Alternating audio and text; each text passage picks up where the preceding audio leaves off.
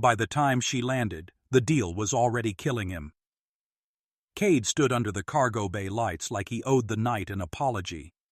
The rain on Port Vesper tasted metallic, generators hummed, the dockhands hissed bets about the woman descending the ramp. She moved with storm-quiet certainty, a singular pulse in the crowd's noise, tall, luminous, a seam of silver along her collarbone, where alien biotech kissed skin. The coat she wore refused the wind, her gaze refused everything else. "You're late," Cade said, voice steady, palms empty. "The clock is yours," she replied, accent starlit, eyes on him like thin knives. "I'm buying it." "What's time cost today?" "Freedom," she said. "Yours." The dock trembled. Somewhere a siren coughed awake. He didn't flinch. He couldn't afford to. "You think you can afford me?" "I already did." She produced a contract wafer, holographics blooming like a quiet explosion, red seals, corporate sigils, a marriage clause nested inside a consortium indemnity. "You sign, you're under my house shield. Your debts vanish, your enemies lose jurisdiction." "Marriage," he said, tasting rust. "That old trick. Old things work," she murmured. "Like rain, like hunger." He met her eyes. Heat climbed his throat. "Like lies." A pause, fine as spun glass. "You blinked. I win." "Did not." "You always did, Cade." His name in her mouth broke something brittle. He searched her face. The cheekbones were sharper, the irises ringed with faint ultraviolet corona. But the smile, crooked, reluctant, capable of burning down a room, was the same. Childhood tilted like a compass needle. "Nara," he breathed, the night suddenly smaller. She didn't smile. "Human, it's me, your childhood friend. From another world." He laughed once, ragged. "You were supposed to be dead." "I was busy," she said. He glanced at the wafer. The clause pulsed. Marriage within the yawn. Hour. Cohabitation under shield. Joint liability for acts of rebellion. "Why me?" "You fix broken things," she said. "Ships, people, plans. I need a fixer with a human heart and inconvenient courage." "And the part where we pretend to be in love?" She let the rain bead on her lashes, deliberate as a dare. "Pretend?" Cade's heart punched his ribs. Behind him, engines drummed, a beat from trouble. He stepped closer, close enough to feel the chill halo from the graft along her collarbone. "If I sign, I'm inside your war. If you don't," she said softly, "you're already dead by morning. The brine syndic bought your bounty. They don't negotiate. You could just take me." "I could," she agreed, "but consent is a weapon, and I want you armed."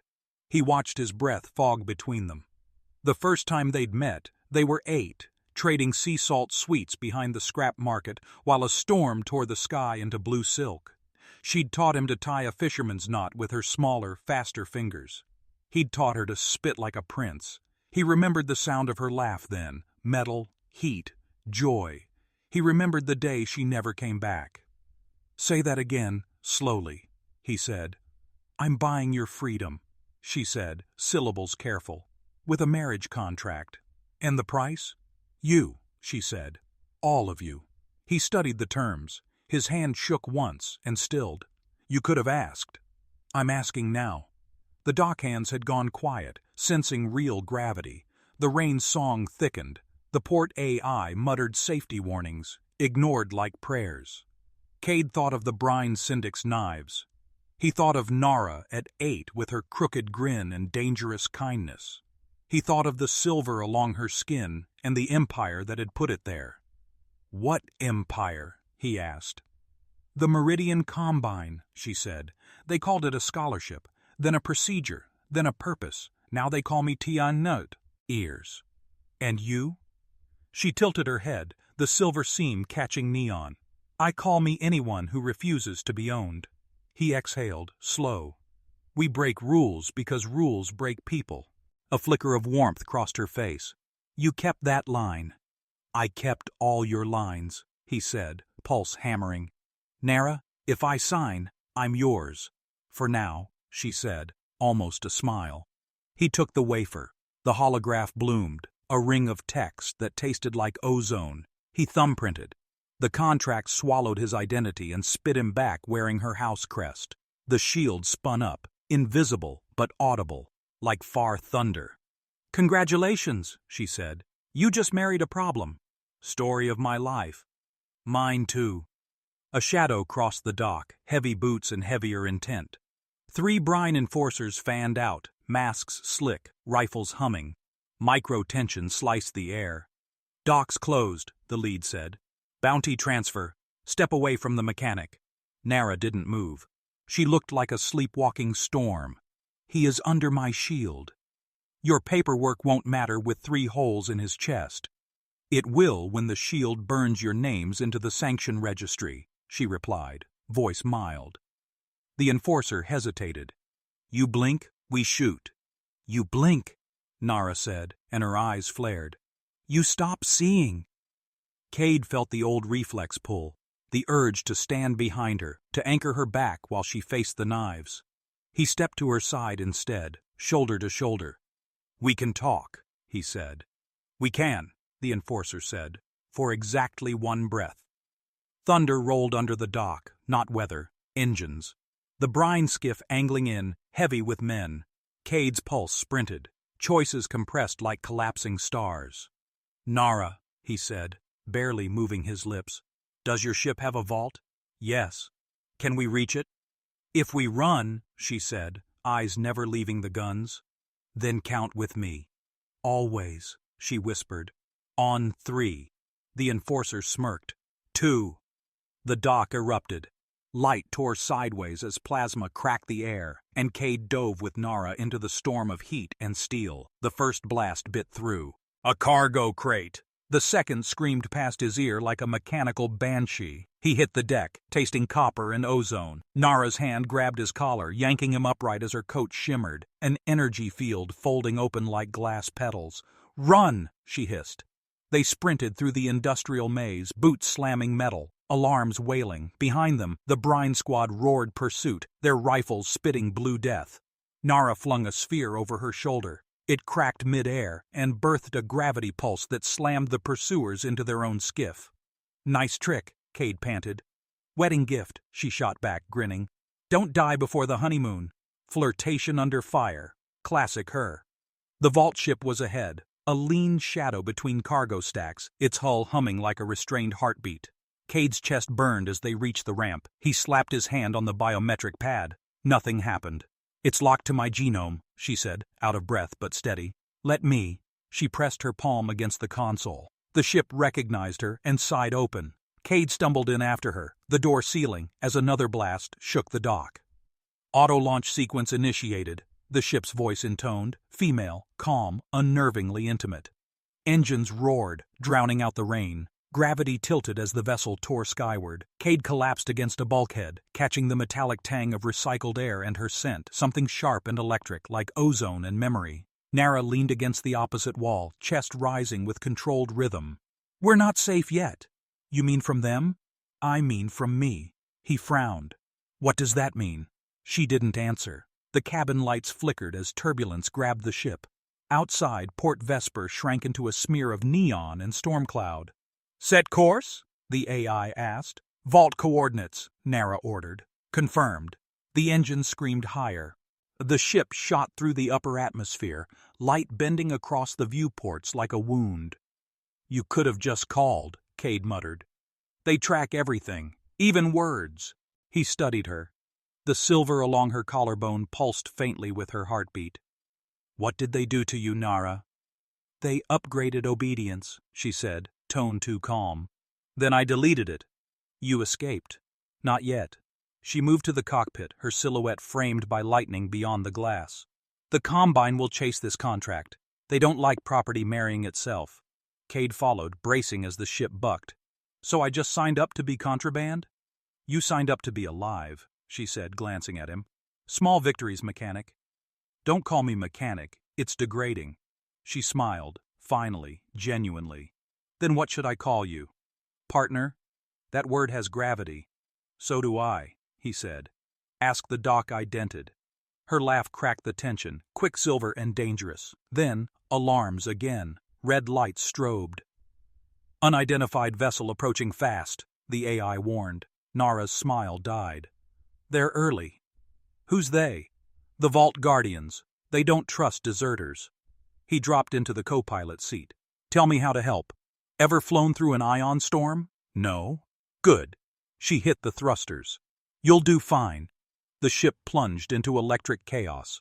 Blue forks of energy clawed the hull, instruments screamed, gravity lurched. Cade's hands flew over controls, instincts faster than thought. He rerouted power, sealed conduits, cursed inventively.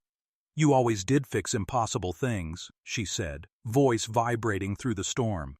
Flattery won't stabilize our reactor. Then kiss it better. He shot her a look. Say that again. Slowly. Later, she murmured, gripping the yoke. If we live. The storm ripped the stars apart. Their shields bled light. Cade's mind tunneled into survival logic, but his pulse tracked hers. Both hearts synced in reckless defiance. The Guardian's ship blinked into view, sleek, predatory, firing lances of ionized death. Evasive pattern delta, she commanded. Translation, pray creatively? Exactly. The vault loomed ahead, an orbital citadel spinning like a jeweled lock around a white storm planet. Nara's eyes gleamed. Almost home. Home? Cade barked. You call that thing home? For now, until we burn it down. He stared at her. That part wasn't in the contract. Neither was falling for your species again, she said softly. Static filled the cabin. The Guardians were hailing. A voice, cold and perfect. Unit Nara 19, you are property of Meridian Combine. Surrender or be dismantled. Her jaw tightened. You hear that? She said. They call feeling malfunction. And we call obedience death, Cade said. Now you're speaking my language. The vault's hangar opened, a yawning mouth of light. Nara's fingers flew across the controls. The ship dove. The Guardian's fire followed, scorching through the storm. Brace! She shouted. Impact, white, silence. When sound returned, it was in fragments. Alarms, heartbeat, crackle of dying circuits. Cade opened his eyes to smoke, and Nara dragging him from the wreck. The vault loomed around them, corridors humming with alien life. We're inside, she breathed. Now the real contract begins. What contract? The one that decides if humanity survives contact with us. He stared at her, vision swimming. You really were my friend once, weren't you? Her expression flickered. Regret, longing, steel. Once, before I became their storm. The vault's air pressed heavy, thick with ozone and the hum of quantum locks. Every surface shimmered with living circuitry, walls that breathed, lights that pulsed like arteries. Cade steadied himself, wiping soot from his hands. The crash had scorched his palms, but his pulse still kept time with hers. Nara moved ahead, barefoot now, her boots lost in the wreck, the silver grafts along her spine, and lit up with each step, feeding on the vault's magnetic field. She seemed both alive and borrowed from something divine. Stay close, she whispered. Not planning to wander, Cade muttered. You always wander, she said without looking back. Her tone softened, half fond, half warning. The corridor widened into a circular chamber, its floor etched with fractal geometry that shifted underfoot. At the center floated a crystalline sphere, pulsing, whispering, aware. What is that? He asked. The core, she said. It remembers everything we steal. A faint tremor ran through the chamber as if the vault itself recognized her. A voice, calm and disembodied, filled the air. Unauthorized return detected. Unit Nara 19, reintegration required. Surrender organic host. Cade stepped forward. She's not surrendering anything. The sphere flared white. Human interference detected. Remove anomaly. Nara, he said quietly, I think your old job's trying to kill me. Her lips twitched. It always did. Lightning arced from the core, striking the floor near Cade's feet. The air smelled like burning code. He ducked, rolling behind a pillar. Nara extended her hand, and the graphs along her arm ignited, an alien symphony of light. The energy hit her palm and coiled into a blade of pure plasma. "Since when do you carry swords made of math?" he shouted. "Since they taught me to erase planets," she replied. "Stay behind me!" She struck. The blade sang through the air, cutting through the light lances from the core. Each swing left trails of luminescent dust. Cade crawled to a console, yanking off a panel and tearing at wires. Sparks spat across his knuckles. "You can't fight a data god," he muttered. "I can flirt with one," she said through gritted teeth. The core's voice deepened. "You were made to serve." "Then why did you teach me to dream?" she shot back, lunging again. Cade found a power conduit feeding the core's halo. He jammed his multi-tool in and twisted. The lights flickered. The core screamed, if light could. Scream. The chamber shook. Gravity hiccuped. "Now!" he yelled. Nara spun, plunging her blade through the sphere. The explosion wasn't sound. It was pressure, pure and absolute. Both were thrown back, slammed against cold metal. When silence settled, the core was dim. Smoke curled from its fractures like dying breath. Cade coughed, ears ringing. "Tell me that was supposed to happen." "Depends on what you mean by supposed to," she said, collapsing beside him. "Alive's good enough," he said, offering a shaky grin. Nara looked at him then, really looked. Her irises flickered between human brown and alien ultraviolet. "You keep surviving me. I'm stubborn that way." She touched his cheek, thumb tracing a streak of soot. "You bleed too easily. You glow too much. Side effects of evolution. Or bad taste in friends." Her laugh came small but real, and for a moment the vault seemed less like a tomb. Then, sirens again. Different pitch. The Guardians had found a breach. "They're docking," she said, standing. "We don't have long. Options? Run or hide. You pick. You're the tactical genius." She tilted her head. "We hide. In the storm." That sounds less like strategy and more like suicide. Sometimes they rhyme. She grabbed his wrist, pulling him toward a narrow passage that opened behind the fractured core. It led into darkness, wind rising as they descended. The deeper they went, the louder the hum became, until the floor ended in a massive open shaft filled with swirling light. "The vault storm," she said. "Containment field. If we cross it, they can't track us." He stared into the maelstrom, colors folding over each other, time disassembling in ribbons. "Cross it? That's not air, that's chaos. It's home for what's left of me." He looked at her profile, defiant, luminous, broken in all the right ways. "You jump, I jump. Still following. Is me into storms?" "Always." She smiled, half sorrow, half challenge. "Then close your eyes." They leapt. The light swallowed them whole. For an instant, gravity ceased. His heartbeat echoed in color. His memories turned liquid. He saw her as she was, childhood laughter under rain, hands stained with machine grease, eyes full of impossible skies. And he saw what she became, hybrid, hunted, haloed in alien fire. When they emerged, the storm was gone. They stood in a cavern glowing with residual light, floating dust like fallen stars. Nara stumbled, gripping his arm. "You okay?" he asked. She nodded, though her glow dimmed. "The storm feeds on energy. I gave it mine." "How much?" "Enough to hide us," she said, voice weakening. "Not enough to last." He caught her before she fell. "You're freezing."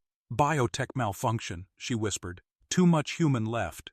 "Then let's fix that," he said, dragging her toward the ship fragment wedged in the cavern wall. "Cade, don't talk." "Always bossy," she murmured, half a smile. He rigged a power cell, hands trembling, sweat mixing with blood. "You said I fix broken things. I intend to prove it." Her eyes fluttered open, soft with something he couldn't name. "Maybe that's why I came back. Because I'm stupid enough to care? Because you make caring look like rebellion." Lightning flickered across her veins. Her glow steadied. She inhaled sharply, alive again. "See?" he said, grinning. "Fixed." She touched his wrist, pulse sinking. "Don't ever say that word. It implies I was broken. I'd never dare." "Good," she said, eyes glinting. "Now kiss me before the universe remembers we exist."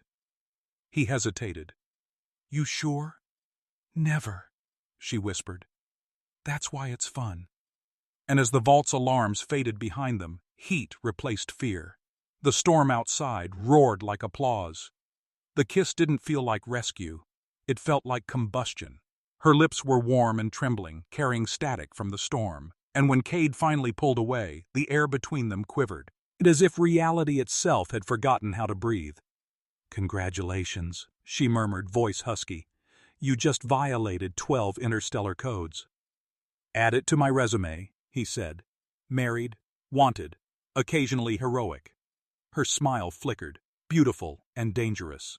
"You forgot doomed." The word lingered, soft as a curse. The cavern shuddered again. Vault shields recalibrating, the world above awakening to their absence. "How long before they find us?" he asked. "An hour, maybe less. The storm bought us a heartbeat, not a future." "Then we build one." He turned toward the ship fragment embedded in the rock. The half-mangled drive still pulsed with residual energy, a dying beast's heartbeat. He crouched beside it, tools clinking. "If I can coax this reactor, we can slip through the storm currents, maybe reach orbit before they lock us." Nara's gaze softened. "You always think machines obey emotion." "No," he said, sparks flying as he pried open a panel. "I think emotion makes them listen." She knelt beside him, her silver graphs flickering faintly. "You sound human enough to be dangerous." "I learned from the best." She leaned closer. "Flattery will not stop the countdown." "Maybe not, but it'll make the last hour worth it." The reactor flared to life, humming like a beast remembering its name. The cavern filled with light. Nara shielded her eyes, the glow refracting across her skin. "Cade," she said quietly, "there's something I didn't tell you. Shocking."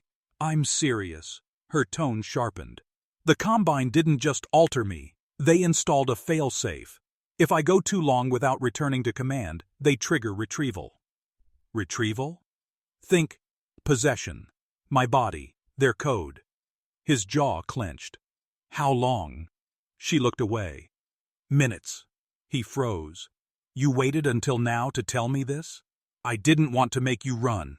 He stood abruptly. "I'm not running." "Then you'll die for nothing." "I've done worse for less reason." Her eyes shimmered, violet bleeding into blue. "They'll use me to find you. Through my mind, my memories, through everything I still feel." "Then I'll cut the cord," he said. Her voice softened. "You can't. It's buried in me, deeper than bone." Cade exhaled hard. "Nara, listen. If they take you, I'll pull you back. No one owns you. Not them. Not the storm." Her lips trembled. "You still believe in pulling miracles out of wreckage?" "Someone has to." A sound interrupted them, metal on stone, boots echoing. Cade grabbed her hand. "They're here." She turned toward the entrance. Figures in dark armor emerged from the smoke, vault guardians, moving like shadows carved from discipline. "Stay behind me," she said. "No." He drew a plasma cutter from his belt. "You cover left, I'll handle right. You're insane. Married to you. It's contagious." The fight erupted before logic could intervene. Light and heat and movement blurred. Nara sliced through the first guardian, her blade singing. Cade ducked under a plasma bolt, slammed his cutter into an exosuit joint, and twisted. Sparks rained. "Behind you!" she shouted. He rolled, narrowly avoiding a blast that turned the ground molten. "You blinked. I win," he yelled. Cocky. Confident. They fought as one. Breath against breath. Motion synced through chaos. For every guardian that fell, 2 more took their place. The cavern began to collapse, ceiling fracturing under the recoil of energy. Nara's glow brightened. Too bright. She gasped, clutching her chest. "They're inside!" Her body jerked once, twice. The silver along her spine erupted in light. Cade lunged toward her. "Nara!" She fell to her knees, eyes rolling white. The vault's voice returned, colder than before. "Retrieval initiated. Human anomaly expendable." "Like hell!" Cade snarled. He grabbed her face in both hands. "You hear me? You're not property. Why, you're you." Her breath came ragged. "Cade, run!" "Not a chance." He ripped the neural tether from her nape. Sparks bursting. The vault's resonance howled. Her body convulsed, a scream tearing through both flesh and code. The ground split, energy cascaded outward. "Stop!" he yelled. "Fight it! I can't." "Yes, you can. You chose me, remember?" Her hands trembled, reaching for his chest. "I did, and I'd choose you again." The words hit like voltage. Her glow shifted, no longer the sterile light of the Combine, but something warmer, wilder, her own. With a cry, she flung out her arm. The energy that had bound her snapped like a chain burned through. The shockwave hurled the remaining guardians into the abyss. Silence. Then, her breathing, shallow but steady. Cade caught her as she collapsed. "You did it!" Her eyes fluttered open. "You pulled me back." "Always." The cavern groaned, fractures spreading. "We have to go," he said. "Where?" "Anywhere that isn't collapsing." He hoisted her onto his shoulder. The world shook apart as he sprinted toward the exit, fire licking the walls. Above, the storm howled approval. They burst into open air as the vault behind them imploded in on itself, swallowing light and memory. On the ridge, he set her down gently. The night wind tangled through their hair. The planet below them crackled with auroras, birthmarks of destruction. She looked at him, eyes soft but fierce. "If I survive this, something will change." "Like what?" She placed his hand on her stomach, heartbeat thrumming beneath. "They weren't just experimenting with code, Cade. They used DNA, hybrid viability tests." His breath caught. "You mean—" "I mean there might be more human in me than I thought." A long silence stretched, heavy with realization and terror and wonder. "What now?" he asked quietly. Her lips curved faintly. "Now we see what the universe it does when it meets its mistake." Lightning rolled across the horizon. The sky split open like a secret unburied. Purple fire bled through the clouds, scattering shards of aurora across the ridge where Cade and Nara stood. The storm wasn't weather anymore. It was memory given thunder. Cade steadied her as the wind clawed at them. "You said hybrid viability. Tell me you're joking." She wasn't. Her eyes shimmered with something both terrified and defiant. They wanted to breed obedience out of resistance. Human instinct plus alien precision, something that could feel without questioning command. "And you?" "I questioned everything." He swallowed hard. "You think that thing inside you—" "It's not a thing," she said quietly, pressing his hand tighter against her abdomen. "It's a consequence. Or maybe a rebellion. I don't know yet." Lightning illuminated her profile, all sharp angles and soft resolve. For a heartbeat, she looked untouchable. Then she blinked, and she was just Nara again, the girl who once traded stolen sweets for laughter. "What do we do now?" he asked. "We go through the veil." "The what?" She pointed at the storm wall rolling across the horizon, a living current of plasma and time distortions stretching from mountain to sky. "Beyond it, they can't reach us. It's uncharted space. The Combine calls it forbidden. I call it free." "Sounds poetic," Cade said, "and suicidal." Her lips curved. "You always mix those two." He sighed. "Your bleeding energy, that graft along your spine, it's rejecting their code," she said, breath shaky. "Every minute I stay here, it tries to rewrite me back into obedience. The veil might be my only cure. And if it kills you, then at least it wasn't them." The storm roared louder, calling. Cade grabbed her shoulders, searching her face for something stable. "You're not doing this alone. You don't have to follow. Marriage contract, remember?" he said, voice rough. "Claw, '7, I make bad decisions with enthusiasm." Her laugh broke through the wind, bright and reckless. "I missed that sound." "Then don't die before I make it again." Together they climbed the ridge toward the storm. The ground trembled under every step, ancient tech awakening beneath their boots. The veil rose higher, light fracturing like glass spun through gravity. As they neared it, static crawled across their skin. Voices echoed inside the wind, snippets of their past, distorted and haunting. "Cade," came his own voice, younger. "Promise me you'll fix the sky." He froze. "Did you hear that?" "Yes," Nara whispered. "It's the veil. It mirrors your core memories to measure will." "So, a cosmic therapy session?" Something like that. Fail the test. You dissolve. Fun. They reached the edge. The storm shimmered in impossible color. Blues that ached, reds that hummed. Nara reached out, her fingers trembling inches from the light. This is where I stop being property. Cade caught her hand. This is where we start being something else. She smiled faintly.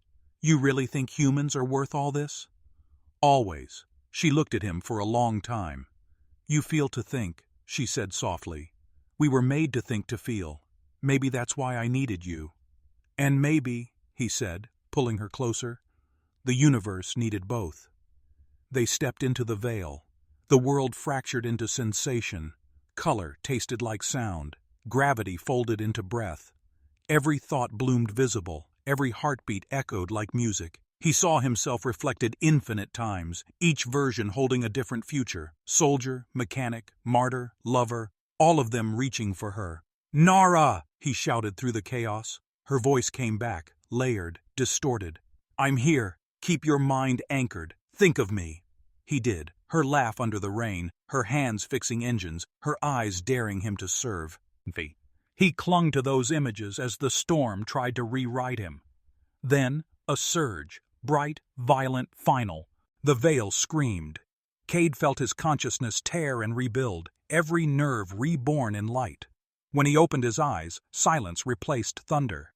They stood on a plain of soft luminescence. No stars, no horizon, just peace, terrifying peace. Nara staggered, caught herself. The silver along her body had dimmed to pale scars. It worked, she whispered. The code's gone. He exhaled, trembling. We made it through. For now, she said, gaze lifting to the empty sky. The veil doesn't give freedom, it demands proof. Proof of what? That we deserve it. The air trembled again. A figure stepped from the light, a projection of Nara, pure and perfect, eyes like polished chrome. The Combine's voice echoed through it. Subject Nara 19, the human taint has corrupted your function. Surrender the anomaly. Nara squared her shoulders. I'm not your function, I'm your failure. Cade stepped beside her. And humanity is your consequence. The hologram studied him. You are fragile. Yeah, he said, but we're the kind of fragile that learns how to bleed better. The projection flickered. Illogical. Exactly. For a moment, the air held its breath. Then the image cracked, dissolving into dust. The veil dimmed to calm. Nara looked at him, eyes wet but fierce. You just talked a god into a logic loop. He shrugged. Humans don't follow orders. We rewrite them. Her smile trembled. I think I love that about you. Then we're both doomed. The light around them pulsed once more, slow, rhythmic, alive. Nara reached for his hand, fingers intertwining with his. Maybe that's what freedom really is, she said softly, choosing what breaks you. He pulled her close, resting his forehead against hers. Then let's break beautifully. Above them, the veil rippled, like a heartbeat waiting for the next world. The veil pulsed again, this time deeper, alive, ancient, curious. Cade and Nara stood within its glow, bodies still trembling from what they'd shed. The silence wasn't empty. It thrummed, like the hush after lightning when the world waits to decide whether to burn or bloom. Nara exhaled slowly, her chest rising with effort. The scars where her silver grafts had been now glowed faintly golden, human warmth replacing alien steel. Do you feel that? She whispered. Like the air's breathing back, he said. It's not air, it's the veil. Recognizing us. Friendly recognition? Or the kind that ends in vaporization? Her lips curved. 50-50. The light shifted, swirling into 1,000 motes that orbited them like curious fireflies. Each spark showed flickers of memory, moments of human defiance across galaxies. Revolts, laughter, lovers daring to exist where they shouldn't. It's showing us what it protects, she said softly. Every rebellion that ever mattered. Cade reached out, brushing a drifting light. It flared, showing a miner standing against an overseer, shovel in hand, eyes full of rage and love. The image dissolved. HFY, Cade murmured. What? Humans for humanity. It's a saying. Reminds us what we're fighting for. Nara tilted her head. Your kind romanticizes survival. Yours over-engineers it. Maybe we should meet halfway. Maybe we already did. Her eyes softened, the alien glow finally gone. You realize if we stay here, the Combine will think we're dead. I like that plan. It won't last. They'll send probes. Eventually, someone will find a trace. Then we'll leave a better one, he said. Something worth finding. The veil trembled, its surface rippling with new light, green and gold now, like sunrise through fog. It wasn't attacking. It was responding. It's listening, Nara whispered. Then let's give it something to hear. He took her hand and spoke to the light, voice steady but raw. Oh, we're not enemies, and we're not property. We're the space in between, where rules break and people begin. The veil brightened. The ground beneath them softened into waves of luminescent dust. The air filled with the low hum of creation.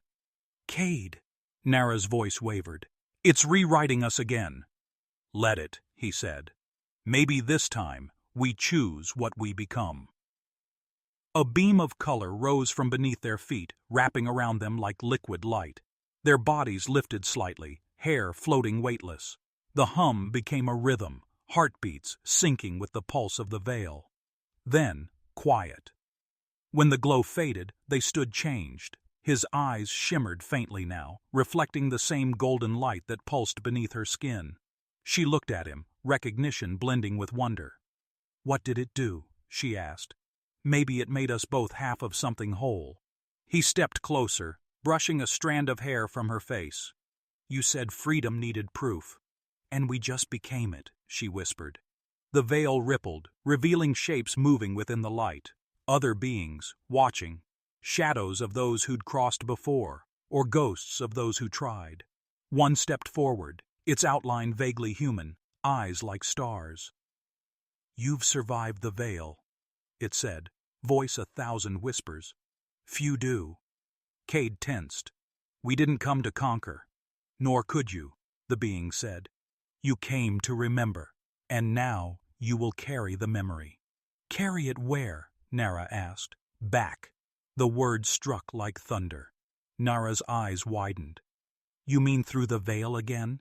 Yes. The Combine will not stop. They will seek this place until they learn why it refuses them. You must be that answer. Cade's heart thudded. You're sending us as messengers? As proof that rebellion breeds life. The being stepped closer, touching Nara's forehead. A faint symbol ignited there, half circuit, half heartbeat. It turned to Cade and did the same. You are Stormborn now. The veil's voice will echo through your choices. The being faded back into the light. For a long time, neither spoke.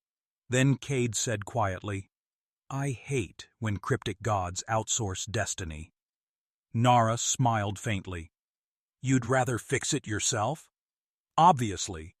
The veil brightened again, forming an exit, thin, radiant, unstable. Nara looked at it, then at him. If we go back, we'll be hunted again. He took her hand. Then we'll make them chase ghosts. She hesitated, gaze flicking to the mark on his forehead. You're glowing. So are you. Flattering, but impractical. Welcome to humanity. She laughed, light trembling around her. Together, they stepped toward the exit. The moment their feet touched the threshold, the veil pulsed, whispering through their minds in 1,000 voices. Do not forget what broke you. Do not fear what remade you. And then, motion. They fell through light, through memory, through everything. When they landed, it was back on Port Vesper, ruins smoking where the vault once stood. The air smelled of ozone and rebirth. Cade helped her up. Home sweet chaos. Nara stared at the horizon, eyes fierce. Not home, she said. Mission. Thunder cracked in the distance. Above, Combine ships prowled the sky, unaware yet that the very storm they'd feared had just come back wearing human skin. Cade grinned, brushing dust off his jacket. You think they'll recognize us? Not yet, she said. But they will. Lightning flashed, catching her mark, burning it gold. He looked at her, this impossible fusion of heart and defiance, and whispered, Stay close, little storm. I intend to. she said, eyes glowing with the promise of both war and love. The wind over Port Vesper carried the smell of scorched metal and salt, the perfume of endings. The storm they had crossed was gone, but its echo lingered in the air, vibrating like a note held too long. Nara stood at the edge of the ruined dock, cloak snapping behind her. Cade worked beside the half-buried wreck of their ship, coaxing life into the gutted engines. Sparks leapt in rhythm with the thunder overhead. "You realize," she said, voice barely audible above the wind, "the Combine won't stop until we're erased." He didn't look up. "Then let's make erasing us expensive." Her gaze drifted to the skyline. The city's towers were still half-lit, oblivious to what slept under its concrete veins. "The veil changed the air," she said. "I can feel frequencies that weren't here before, signals woven into static." "Your new storm senses?" "Call it that," she murmured. "Call it a curse. It's telling me they're coming." "How long?" "Minutes." Cade wiped his hands, stepping back from the ship. "Then it's time for a bad idea." Nara raised an eyebrow. "Those are your specialty." "Exactly why you married me." He hit a control. The ship's reactor howled awake, blue arcs flashing through the broken hull. The dock trembled, alive again. "You're turning a corpse into a beacon," she said. "No," he corrected, grin dangerous. "Into bait." Above them, a Combine frigate sliced through the clouds, lights scanning the ruins. Nara's pupils narrowed. "They'll scan for biosigns. My pattern's still in their archives." "Not anymore," Cade said. "I spliced our signals in the veil. You're not one of them. You're both of us." She stared at him, stunned. "You did what?" "Call it a merge, a symbolic upgrade. That's not how biology or physics works." He smirked. "It is now." Her laugh came despite the danger, wild and beautiful. "You're impossible." "That's the point." The frigate's sirens grew louder. Spotlights tore across the dock, illuminating the storm-born pair. A voice boomed through the night. "Surrender the prototype and the human vessel. You are surrounded." Cade glanced at Nara. "Prototype, huh? Sounds affectionate." She smiled thinly. They never knew how to name what scared them. The frigate descended, cannons locking. Cade stood his ground, hand brushing the small of her back. A grounding gesture, intimate and electric. "You ready?" "For what?" "To prove we're not ghosts." She met his eyes. "Always." He hit the ignition. The ship roared to life, engines burning through the last of their stolen energy. The blast of plasma hurled debris across the dock. The Combine troops opened fire. Blue light splashed off their shields. Nara raised her hands, eyes igniting gold. Lightning bent toward her, feeding on her pulse. She turned it outward, beautiful, terrifying. The sky cracked open. "Say it!" Cade shouted over the chaos. "Say what?" "The line!" Her grin was feral. "Humans don't follow orders. We rewrite them." The energy wave she released tore through the frigate's hull, splitting it in two. Fire bloomed like a sunrise made of fury. Cade ran to her as debris rained around them, catching her as her knees buckled. "You're burning too hot," she gasped, eyes glowing brighter. "I can't stop it. Veil energy's still inside me." "Then let me help." He held her close, forehead against hers, sinking breath to breath. The storm above them answered, folding around their joined light. For a moment, they weren't separate beings. They were a single heartbeat, defiant and incandescent. The energy calmed, flowing into the ground like rain returning to sea. The world went still, the sky cleared. Only the whisper of wind remained. Nara slumped against him, weak but alive. "You keep saving me," she murmured. "Occupational hazard." She looked up at the stars, new constellations flickering where the veil had once been. "It's not over. They'll come again." "I know," he said, adjusting the controls on the ship's still smoldering panel. "But next time, we won't just run. Next time," he smiled, tired and certain, "we start the storm." She leaned into him, voice soft as static. "Then promise me one thing, human. Anything. When they ask who we are, don't say my name, say ours." He nodded, the word forming in the silence between lightning and heartbeat. "Stormborn." Thunder answered like applause. From the ruined sky, a new signal rose, half human, half alien, entirely rebellion. Days bled into weeks after the night Port Vesper burned itself clean. The wreckage cooled, then sprouted life, tiny blue moss that fed on trace plasma, new veins of light in old scars. Rumor said the storm had birthed a ghost couple out of thunder. The Combine called it misinformation. The people called it hope. At the edge of the rebuilt docks, Cade knelt beside the half-repaired vessel, the Seraph's Lie. His hands were steady, movements almost gentle. He'd learned that fixing things wasn't about restoring what was lost. It was about daring to build what had never existed. Nara stood beside him, eyes on the horizon where the sky still rippled faintly with veil residue. Her hair caught the wind, streaked with gold that hadn't been there before. The mark on her forehead glowed faintly, pulsing in time with the hum of the ship. "They're listening," she said softly. "Who?" "The veil. The worlds." "Maybe both." He smirked. "Hope they're taking notes." "They are," she said, touching her stomach lightly. "Everything's recording itself now." He looked up, realizing what she meant. "You're sure?" "As sure as lightning," she whispered. "The heartbeat's stronger every day. Half human, half alien. Wholly impossible." Cade sat back, eyes wide, then laughter broke out of him, raw and bright. "We really are the worst-kept secret in the galaxy." "Good," she said, smiling. "Secrets rot, legends grow." The horizon flared as a Combine cruiser broke Atmo far away, a tiny gleam against the clouds. Cade's smile faded. "They'll come again." "They have to," she said. "Empires only understand repetition." "Then what do we do?" She turned toward him, expression fierce, luminous. "We teach them evolution." He stood, brushing grease from his hands. "Meaning?" "Meaning we show them what happens when Lotin V outcodes control." The words hung between them, dangerous and holy. The ship's console blinked to life. The AI voice, rebuilt, warmer now, spoke quietly. "Destination, Captain?" Cade looked to Nara. "You pick." "Anywhere that's impossible," she said.